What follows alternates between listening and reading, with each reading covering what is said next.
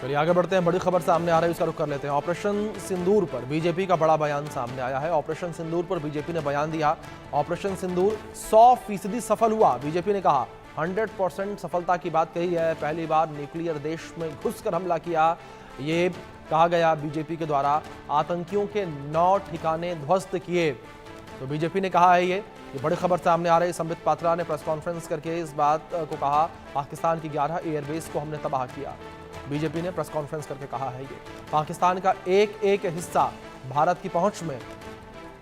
तो बड़ी खबर है ये, पाकिस्तान का एक एक हिस्सा अछूता नहीं है। भारत का पाकिस्तान का कोई भी हिस्सा अछूता नहीं है। पाकिस्तान पूरे विश्व में अलग थलग पड़ा है।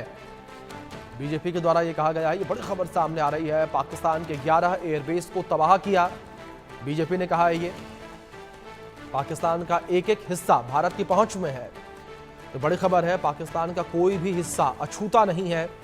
तो बड़ी खबर आप तक पहुंचा दे, बीजेपी के द्वारा कहा गया है ये।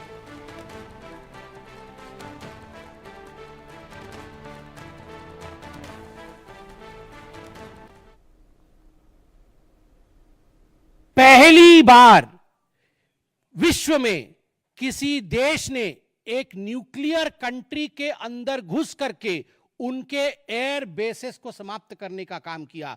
पाकिस्तान एक न्यूक्लियर कंट्री है, उसके अंदर घुस करके उनके एयर बेसेस को 20% पाकिस्तान के एयरफोर्स के इंफ्रास्ट्रक्चर को भारतवर्ष ने नाकाम कर दिया। 20% of PAF's infra was destroyed by India.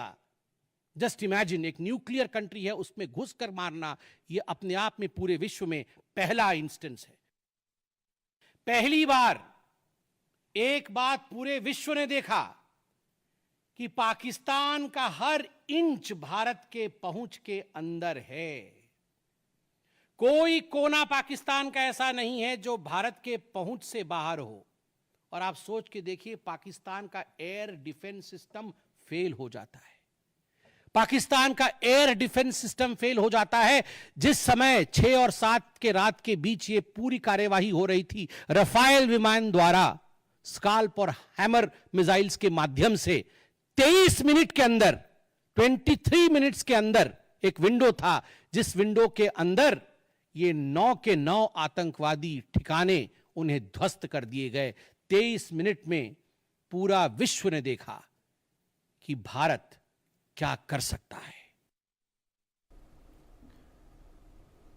त्यागी साहब और संजीत जी, आप दोनों मेहमानों का बहुत शुक्रिया। आपने अपना कीमती वक्त इंडिया न्यूज को दिया। समय की कमी के कारण फिलहाल वक्त एक छोटे से ब्रेक का।